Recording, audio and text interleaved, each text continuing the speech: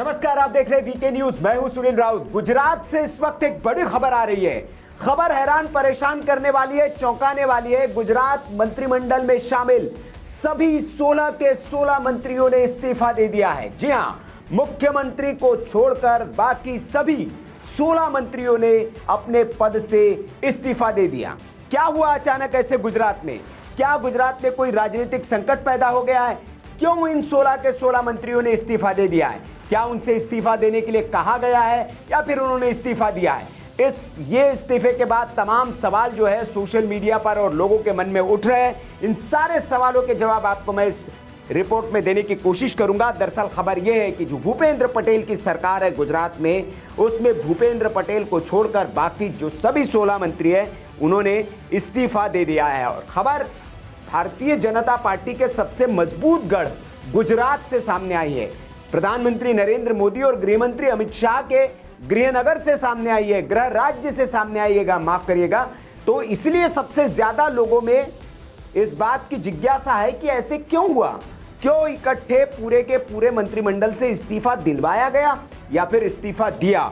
तो इसके पीछे जो है वो खबर ये है कि गुजरात में ये कोई नया प्रयोग नहीं है। इससे पहले भी इस तरह के प्रयोग हो चुके हैं और कहा जा रहा है कि जब चुनाव को 2 साल बचे हुए गुजरात में, और गुजरात में किसान आंदोलन एक बड़ा मुद्दा बनकर उभरा है, वहां पर कृषक जो है वहां आंदोलन प्रदर्शन कर रहे हैं। तो इसी के मद्देनजर ये अगर 16 मंत्री इस्तीफा देता है तो उसको जाहिर सी बात है लोग उससे जोड़ेंगे। लेकिन खबर ये है कि 2021 में जैसे किया था उसी की तरह ये उसका एक दूसरा वर्जन पेश किया गया है। और एक झटके में, जैसे 21 में आपने देखा होगा, डिप्टी सीएम थे और मुख्यमंत्री थे और सभी मंत्रियों को एक साथ हटा दिया गया था।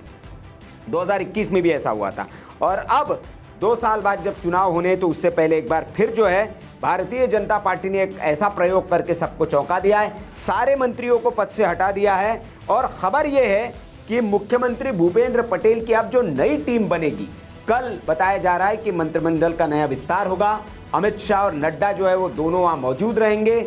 और जो नई टीम गुजरात में बनेगी भूपेंद्र पटेल की, ये बताया जा रहा है कि इसमें कई युवा चेहरों को शामिल किया जा सकता है।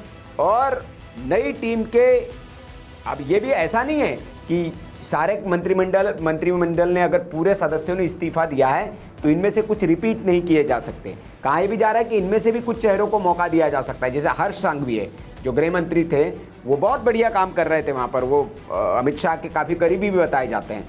तो उनको क्या मौका मिलेगा? अब शुक्रवार को ये जो शपथ ग्रहण समारोह होगा, इस पर सबकी नज़र रहेगी।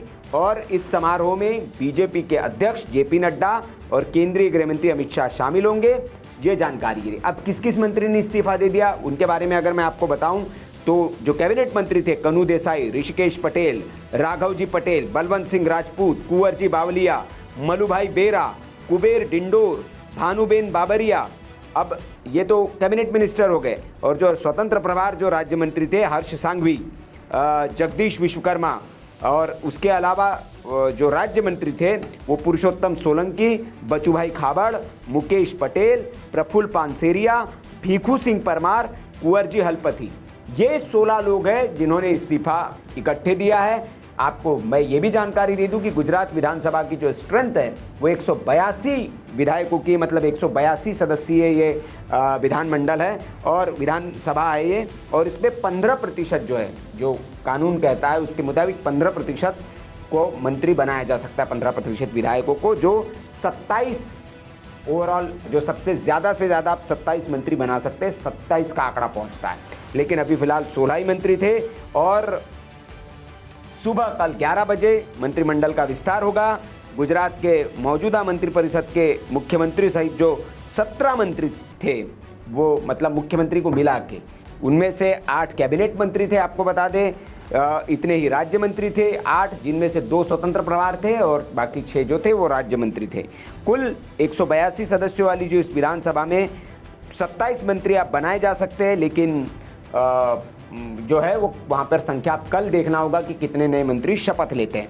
आपको बता दें कि 12 दिसंबर 2022 ये वो तारीख थी जब गुजरात के मुख्यमंत्री के तौर पर भूपेंद्र पटेल ने दूसरी बार गुजरात के मुख्यमंत्री के तौर पर शपथ ली थी और वो अभी उनका कार्यकाल चल रहा है। कहा जा रहा है कि वो अच्छा काम कर रहे हैं, उनके काम से केंद्र जो है खुश है, लेकिन कुछ जो मंत्री है उनके कामकाज से खुश नहीं था केंद्रीय नेतृत्व, और उसी के मद्देनज़र ये फेरबदल किया जा रहा है और कहा जा रहा है कि कुछ नए युवा चेहरों को मौका दिया जाएगा। इसके पीछे केंद्रीय नेतृत्व की एक और रणनीति बताई जा रही है। जैसे बिहार टिकट बंटवारे के दौरान भी आपने देखी कि लगातार जो 4 बार के जो विधायक थे उनके भी जब टिकट काटे गए तो कहा गया कि भैया जो जीता उम्मीदवार है उनके टिकट क्यों काटे गए।